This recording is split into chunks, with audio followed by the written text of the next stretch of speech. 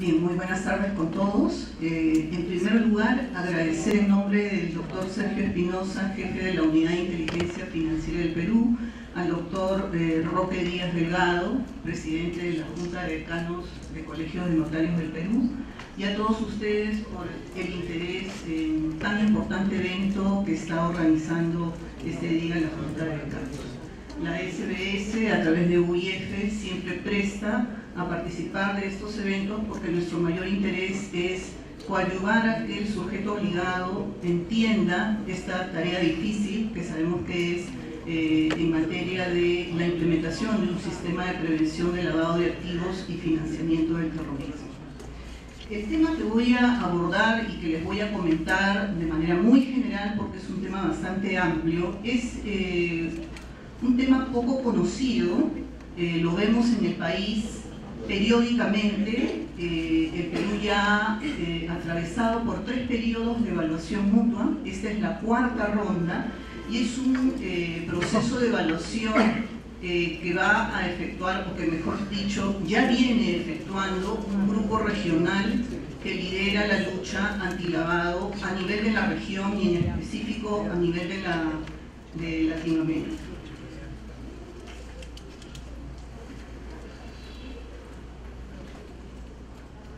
Existe un organismo a nivel mundial que es el Grupo de Acción Financiera Internacional. Este grupo fue creado en el año 89 por el Grupo de los 7 y lo que hace es establecer parámetros, establece estándares internacionales a través de los cuales los distintos países miembros puedan implementar medidas para prevenir, para poder luchar contra el lavado de activos y el financiamiento del terrorismo y últimamente contra las armas de destrucción masiva, la proliferación de estas armas. Este grupo de acción financiera es precisamente el que aprueba las 40 recomendaciones que ya han sido materia de comentario en la exposición anterior, pero estas 40 recomendaciones establecen pautas a los distintos países miembros para enfrentar esta lucha antilavado. GAFI está integrada por 37 miembros, 35 países y 2 comisiones. Tiene también en su conformación distintos grupos de trabajo que abordan temas, porque sabemos que el delito de lavado de activos va evolucionando y entonces estos grupos se encargan de analizar información de los distintos países miembros y poder determinar dónde surgen señales de alerta, qué nuevos sectores económicos de distintos países o de distintas regiones pueden estar levantando alertas a efectos de que se puedan estar utilizando para lavar porque hay inexistencia de controles. Entonces estos grupos de trabajo tienen distintas tareas y retroalimentan a los países miembros para adoptar medidas adicionales o reforzar las medidas que tienen. Además de estos grupos de trabajo, yo menciono aquí solo uno de ellos, que es el International Cooperation Review Group. Este grupo, más conocido como ICRG por sus siglas en inglés, es mencionado en este momento porque respecto de la evaluación por la que ya estamos pasando en el Perú, es el que tiene un papel protagonista en el supuesto que el país obtenga una evaluación deficiente. Es el encargado de hacer el monitoreo para lograr que el país pueda salir adelante e implementar medidas adicionales que permitan protegerlo del uso para el lavado. GAFI tiene además 9 grupos regionales, es decir, son mini GAFIs que lo que hacen es congregar a países de la región para precisamente verificar la implementación de estas 40 recomendaciones. En el caso del Perú, Perú es miembro de GAFILAT, el Grupo de Acción Financiera para Latinoamérica. Fue creado en el año 2000, el Perú es uno de sus 9 países miembros fundadores y desde el año 2006 se han ido incorporando nuevos países miembros, en la fecha son 17 países miembros. Y estamos ya en pleno proceso de evaluación mutua los países que pueden ver ustedes en pantalla, como son Cuba, Costa Rica, Guatemala, Panamá, Nicaragua, son países que ya han pasado por esta cuarta ronda de evaluación, aunque 3 países de ellos están todavía en proceso. El Perú ha pasado ya, les comentaba, por 3 procesos, el primero en el año 2003, el segundo en el 2005 y el tercero en el 2008. La evaluación del 2003, si ustedes recuerdan, la fecha de creación de la ley 27693 que crea la UIF es una norma de abril del año 2012. Sin embargo, se tuvo que expedir una norma en junio, si mal no recuerdo, del año siguiente, en junio del año 2003, para que pudiese implementarse la unidad de inteligencia financiera porque carecía de recursos por parte del Tesoro Público. Entonces, esta evaluación del año 2003 fue el cumplimiento, digamos, formal de que el país ya contaba con una unidad de inteligencia y estaba en proceso de implementación. Las 2 siguientes evaluaciones, que son las del año 2005 y del año 2008, ya han tenido a la UIF totalmente implementada, e incluso ya en el año 2008 la UIF Perú dejó de pertenecer al Ministerio de Justicia o al Ministerio de Economía y ya estaba incorporada en la Superintendencia de Banca y Seguros, obteniendo en estos 3 procesos evaluaciones favorables, no deficientes.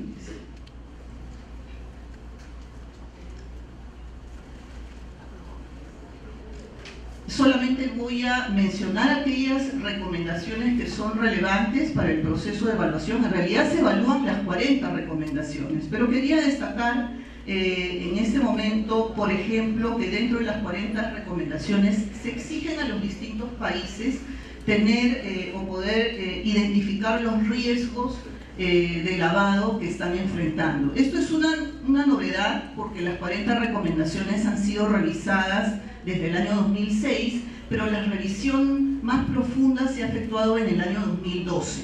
En el año 2012 se refuerzan estas recomendaciones, antes eran 40 más 9, estas 9 recomendaciones especiales se incorporan a raíz del atentado del 9 de noviembre, ¿no? Pero en el año 2012 se estima necesario hacer una reevaluación y se determina que un aspecto transversal en los países es el tema del riesgo de lavado. Se recomienda a los países entonces que hagan un análisis de riesgo de lavado de activos y financiamiento del terrorismo, pero como país. Esto ha implicado que el Perú, bueno, tenemos un antecedente. En el año 2011 se aprobó un plan nacional antilavado, fue aprobado por decreto supremo, pero ya recientemente, a la luz de las nuevas recomendaciones, se elaboró en el año 2016 una evaluación nacional de riesgos que ha sido elaborada con el apoyo del BID. Sobre la base de esta evaluación nacional de riesgos se han elaborado 2 instrumentos. Estas 3 herramientas están colgadas en la página web de la SBS. En el caso de la evaluación nacional de riesgos hay un resumen ejecutivo, y en el caso de la política nacional antilavado y el plan nacional contra el lavado de activos y financiamiento del terrorismo ha sido aprobado en marzo de este año. La política nacional ha sido aprobada el año pasado. Ambas herramientas han sido aprobadas por decreto supremo expedido por el sector justicia. ¿Qué hacen estas políticas o este plan? Este plan lo que hace es detectar las vulnerabilidades que tiene el país frente a estos delitos y identifica o efectúa recomendaciones o acciones a seguir en los distintos ejes que comprenden este plan. Hay un plan preventivo, hay un plan sancionatorio para poder atacar estos delitos. Bueno, también se verifica en la evaluación que el país tenga tipificados penalmente los delitos de lavado de activos y financiamiento del terrorismo, que el país esté posibilitado de dictaminar congelamientos de fondos o activos en consideración o en materia de lucha contra el terrorismo, tomando en cuenta las resoluciones del Consejo de Seguridad de las Naciones Unidas. las resoluciones 1267, 1373, que está enfocado al tema de Al-Qaeda, talibanes, entre otros. Esto es un tema que está regulado, cuenta ya con una resolución de la Superintendencia de Banca y Seguros del año 2016, y el tema es liderado, las señales de alerta son enviados por el Consejo de Seguridad de Naciones Unidas al Ministerio de Relaciones Exteriores, y estas resoluciones son canalizadas a través de la Superintendencia de Banca hacia las instituciones del sector financiero, que son las encargadas de generar este congelamiento o reportar si tienen algún positivo en la relación de estas listas y proceder al congelamiento. A la fecha, afortunadamente, no se ha dado ningún supuesto de señal positiva porque son países de Oriente. También estas 40 recomendaciones o el proceso de evaluación lo que va a hacer es verificar que el país cuente con un sistema de prevención de lavado de activos y financiamiento del terrorismo, que implica, como ustedes bien saben, que el país tenga identificado como sujetos obligados aquellos sectores que representen un mayor riesgo por el desarrollo de la actividad, porque el lavador pueda utilizar o pueda necesitar el acceso a ese servicio o a ese producto que comercializa determinado sector para poder introducir el dinero ilícito. Este sistema que ya está implementado en el sector notarial implica pues aplicar medidas de debida diligencia, llevar registros, conservar registros, reportar operaciones sospechosas, comunicar a la unidad de inteligencia financiera operaciones en base a un umbral en donde no hay ninguna sospecha, y que es lo que ustedes conocen como el RO, y que envían mensualmente, entre otros supuestos o otros componentes que integran el sistema de prevención. Bueno, también se evalúa la transparencia y el tema del beneficiario final, que sí, en realidad, siendo honesta, es un tema que nos preocupa de cara a la evaluación, pero se viene trabajando en ello también, ¿no? También se verifica que haya una interrelación adecuada entre las autoridades competentes, que involucren la posibilidad, por ejemplo, de que la UIF con el Ministerio Público puedan en algunos casos llevar a cabo investigaciones conjuntas, o se les pueda proporcionar información frente a pedidos específicos en casos relevantes, ¿no? Se pide también a los países que cuenten con estadísticas. Parte de la problemática, por ejemplo, que hemos tenido como país ha sido que la información en las distintas entidades del Estado están dispersas. Y lo que es más grave es que a veces esta información no se ingresa en una base de datos que pueda generar estadísticas y ver cómo vamos, ¿no? Yo recuerdo cuando a los pocos años de creada la unidad de inteligencia financiera, la pregunta fija en una entrevista es: bueno, ok, yo hago mi ROS como sujeto obligado, ustedes como UIF generan un informe de inteligencia al Ministerio Público, pero ¿cuántos de ellos se han judicializado?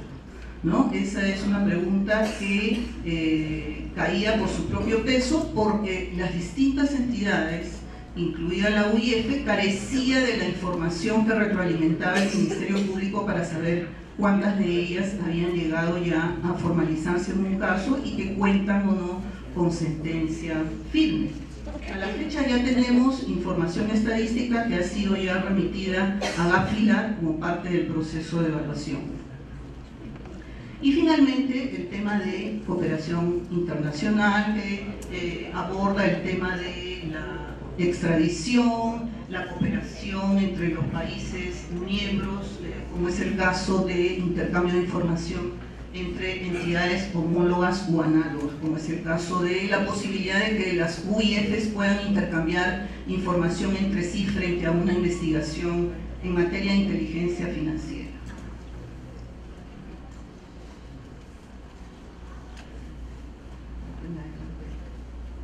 Bueno, la evaluación mutua entonces ya se ha dado inicio, repitiendo, comprende el tratar de medir qué tanto hemos avanzado en la implementación de estas 40 recomendaciones. La evaluación lo que va a verificar es tiene en realidad dos partes sustanciales: verificar el cumplimiento técnico y la efectividad. El cumplimiento técnico no es otra cosa que la dación de leyes o de normas o de procedimientos que permitan al país cumplir con las 40 recomendaciones. Y el tema de efectividad implica para los evaluadores que nos digan a nosotros como país: ok, tienes la ley 27693, tienes tu reglamento, el decreto supremo 020, acabas de expedir la normativa en materia de prevención para los distintos sectores supervisados por UIF, pero ¿cómo me demuestras que estos sectores están cumpliendo con la implementación de su sistema?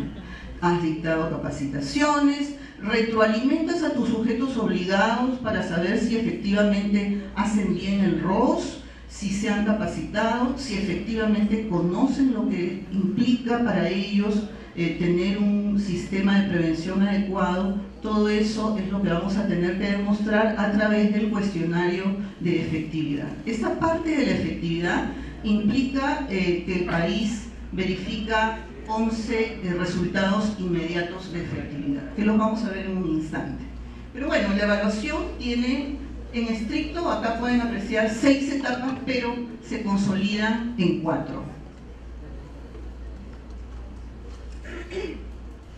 La primera de ellas es la que ya se dio inicio el 29 de septiembre del año pasado. El 29 de septiembre se dio la visita de preevaluación. Ha implicado que se apersone al Perú el presidente de Gafilat más la Secretaría Técnica de dicho organismo, y es un acercamiento formal a nivel de las altas autoridades. Se han generado reuniones con el presidente de la República, con el presidente del Congreso de la República, con el presidente del Poder Judicial, con el fiscal de la Nación y con otras autoridades que están vinculadas de manera directa. ¿Para qué? Para que Gafilat conozca de primera mano si existe efectivamente un compromiso político en la lucha antilavado.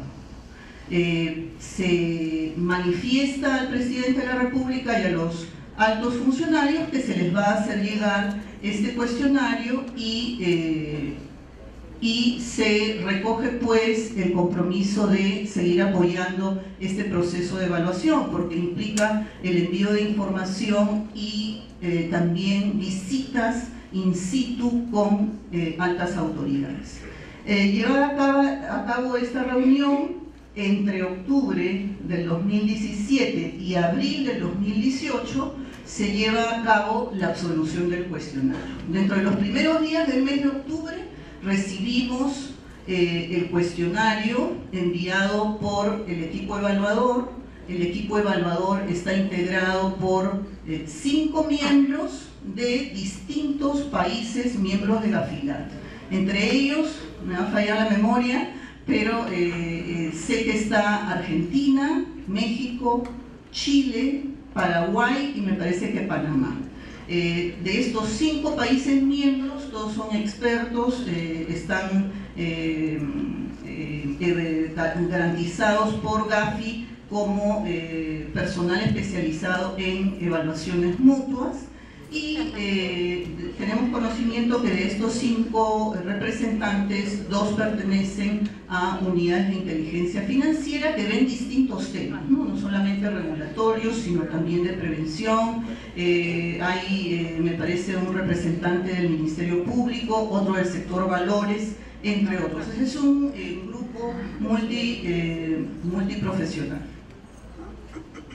Hemos recibido entonces dentro de la primera quincena del mes de octubre el cuestionario y hemos tenido un plazo de 5 meses para absolverlo. Cuando nos hemos venido preparando hace un año, porque hemos llevado a cabo reuniones de coordinación con los organismos que tienen que absolver este cuestionario, porque no lo absuelve la Superintendencia de Banca, no lo absuelve la UIF, absuelven las partes que les corresponde, pero también es entregado a las distintas autoridades para que proporcionen la información que corresponda, incluyendo aquella información estadística. De manera que 5 meses parece mucho, pero en realidad es un plazo bien corto. Hemos enviado la respuesta de este cuestionario hacia mediados del mes de abril, de marzo. Y luego de enviar este cuestionario, el equipo evaluador revisa el cuestionario y envía una nota de alcance. Esta nota de alcance ha sido enviada hace aproximadamente 10 días al país. Estamos en pleno proceso de revisión y preparación de información adicional, pero esta nota de alcance lo que evidencia al país es saber hacia dónde se va a dirigir el equipo evaluador. O sea, qué cosa es lo que más le ha preocupado de la absolución de este cuestionario. Entre el 21 de mayo, esto es en 2 semanas, estamos recibiendo la visita del equipo evaluador. Vienen hasta el 1 de junio y la Unidad de Inteligencia Financiera como coordinador nacional ha efectuado ya las programaciones de acuerdo a lo solicitado por el equipo evaluador, porque ellos se entrevistan con las distintas autoridades. En estas entrevistas no participa la Unidad de Inteligencia Financiera del Perú, participa exclusivamente los evaluadores con las personas seleccionadas para las evaluaciones.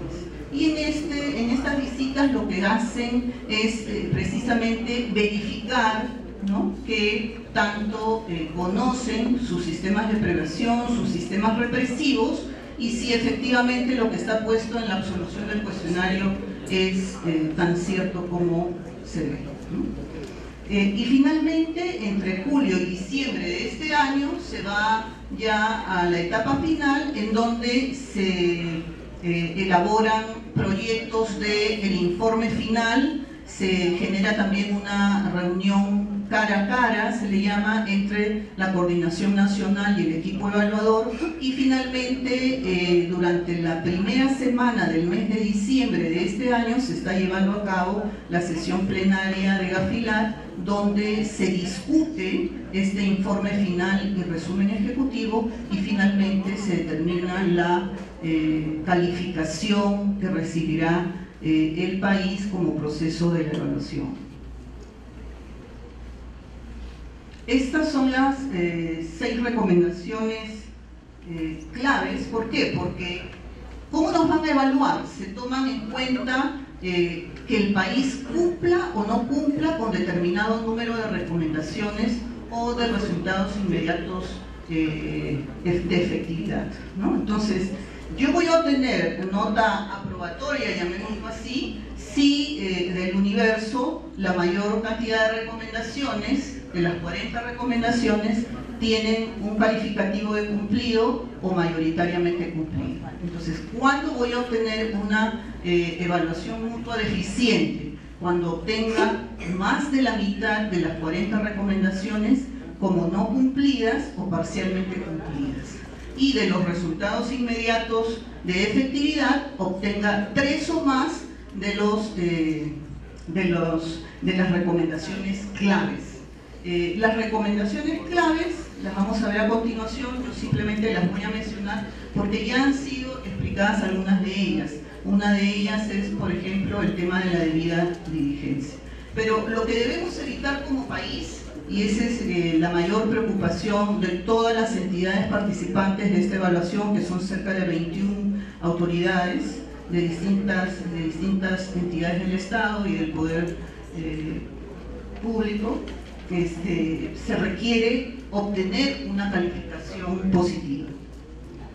Las 6 recomendaciones claves están dadas por la tipificación penal de los delitos, la debida diligencia en el conocimiento del cliente. Como lo hemos visto hace un momento, no solamente se restringe a la recomendación 10, sino que aborda también otras recomendaciones vinculadas a distintas actividades. Finalmente, ¿qué pasa si obtenemos una calificación deficiente?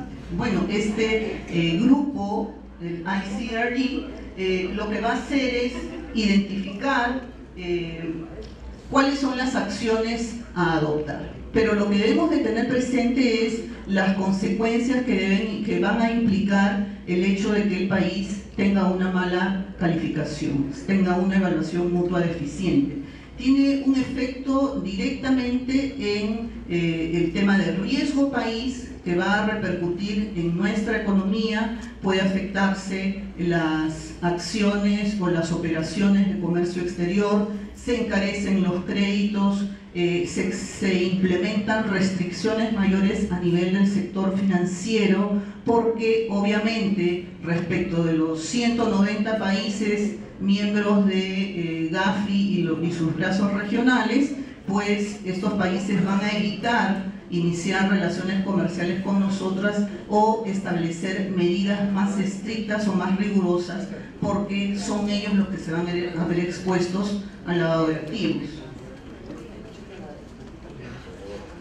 Entonces, si el país cae en una evaluación mutua deficiente, el ICRG va a establecer un cronograma que implica 3 pasos. Una vez determinado que está en evaluación mutua deficiente, se le da al país un plazo de 1 año para que pueda levantar las observaciones. Es decir, si se detectaron cierto número de recomendaciones que no se cumplen, pues se va a apoyar al país para que pueda levantar estas deficiencias. Si transcurrido el año ello no ocurre, entonces el equipo evaluador, el ICRG, lo que va a hacer es establecer un plan de acción. Este plan de acción va a tener acciones concretas que el país debe de ir cumpliendo de acuerdo a un cronograma. Si además ello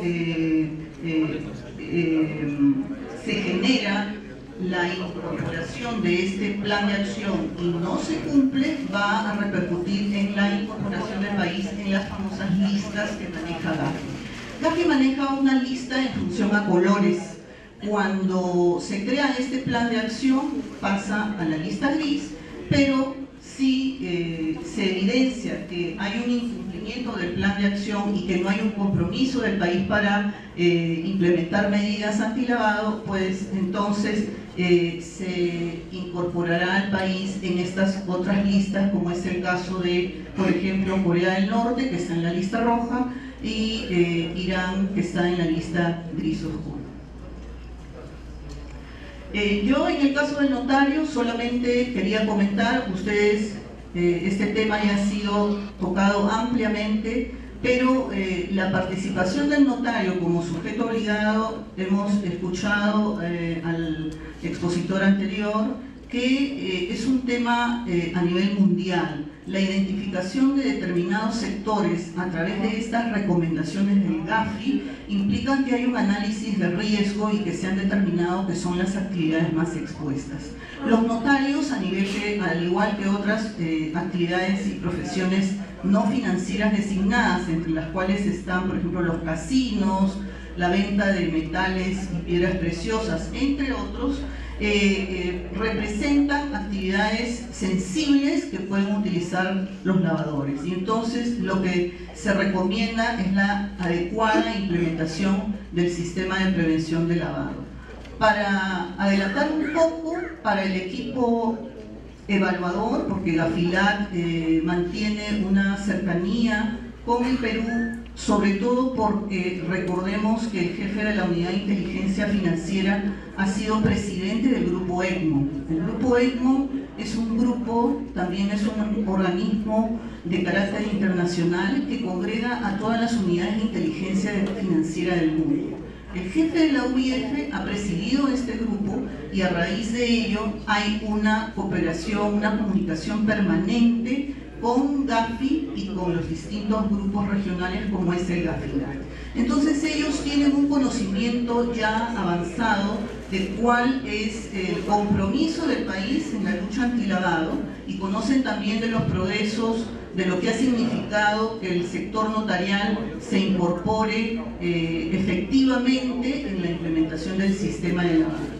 También ha llamado la atención que en la legislación peruana se haya incorporado la figura del órgano centralizado de prevención, siguiendo el ejemplo español. Esta tarde yo no voy a hablar de este organismo, pero sí quería comentarles digamos, el concepto que se tiene del Perú como comprometido en la lucha antilavado y cómo hemos ido avanzando en los últimos años en la expedición de normas, de reforzamiento de las leyes penales antilavado, para que podamos tener un sistema robusto frente a la lucha de estos delitos. Eso es todo, muchas gracias.